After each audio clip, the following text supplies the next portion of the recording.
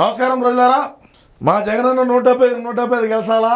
పైన రాజారెడ్డి గారి ఆశీస్సులు, వివేకానంద రెడ్డి గారి ఆశీస్సులు, రాజన్న ఆశీస్సులు మా ఆయనకు పుష్కలంగా ఉండాలని కోరుకుంటూ ఇక వీడియోలోకైతే కోడ్ దాటే వాలంటీర్లపై కేసులో కొరడా పెట్టినా మేము ఎందుకు భయపడతామో. మా పార్టీకి సంబంధించినటువంటి వాళ్ళు, మా పార్టీ కార్యకర్తలు, వాలంటీర్లు, ఆ ఎల్లయ్య పొల్లయ్య చెప్పినాడు అని చెప్పించినాము వాళ్ళకు జాబులు. మీరు ఎన్ని కేసులు పెట్టినా, డిస్మిస్లు చేసినా, ఏమి చేసినా కూడా మా వాళ్ళు అయితే భయపడరని నేనైతే తెలియజేస్తాను. లేకపోతే ప్రజాధనం వేతనంగా తీసుకుంటే పబ్లిక్ సర్వెంట్స్, అవును ప్రజాధనం తీసుకుంటున్నాము, ఎటు తీసుకుంటున్నాము, చెత్తపన్ను వేసి తీసుకుంటున్నాము. చెత్తపన్ను వేసి తీసుకున్న దానికే పబ్లిక్ సర్వెంట్స్ వల్ల మా పార్టీ కార్యకర్తలుగా ప్రజాధనం వేతనంగా తీసుకునే వాళ్ళు పబ్లిక్ సర్వెంట్స్ కోడ్ కేసులు పెడితే ఇక ప్రభుత్వ ఉద్యోగం రానిట్టే.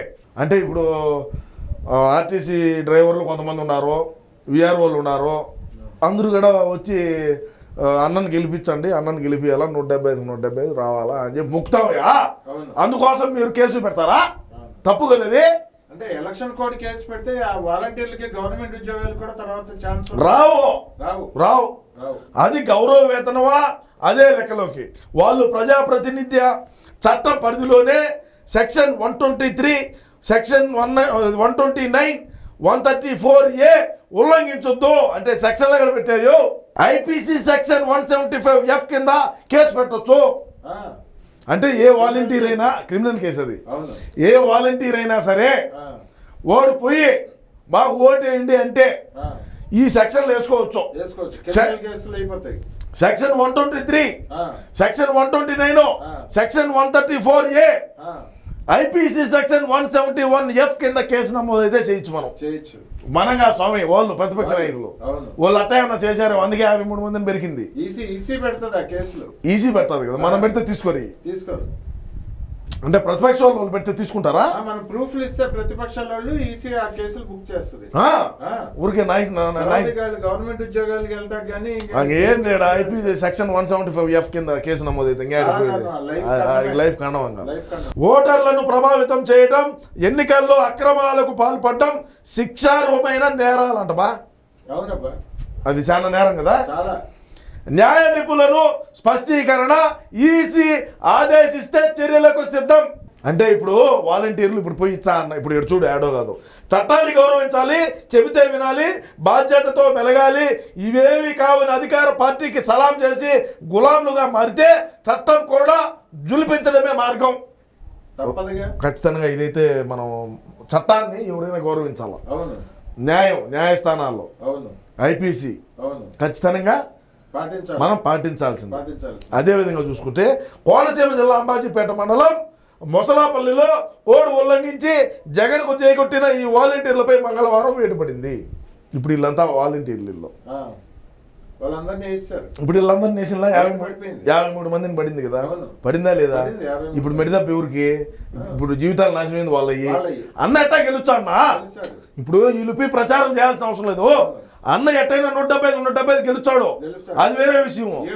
వీళ్ళ జీవితాలు ఎందుకు నాశనం చేసుకునేది నేననేది నా బాధ. అది మనం ఎన్నో ప్రయత్నాలు చేస్తున్నాము అన్నను గెలిపించుకునేదానికి, ఖచ్చితంగా గెలుస్తాం, అది వేరే విషయము.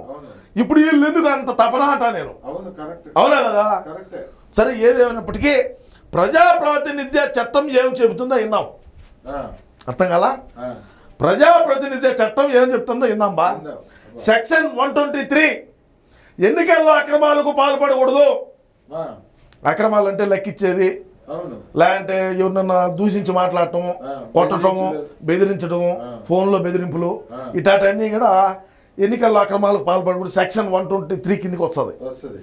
సెక్షన్ 129 అభ్యర్థులకు అనుకూలంగా వ్యవహరించకూడదు, మన పార్టీ వాళ్ళ కోసం పనిచేయకూడదు, అది సెక్షన్ 129 వస్తుంది. ఐపీసీ 127F ఓటర్లను ప్రభావితం చేయకూడదు.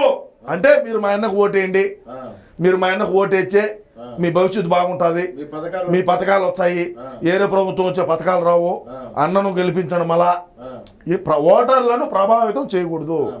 మన ఓటు హక్కు అనేది ఎవడికి యాడ్ ఇష్టం ఉంటే ఆడు ఓటేసుకుంటాడు.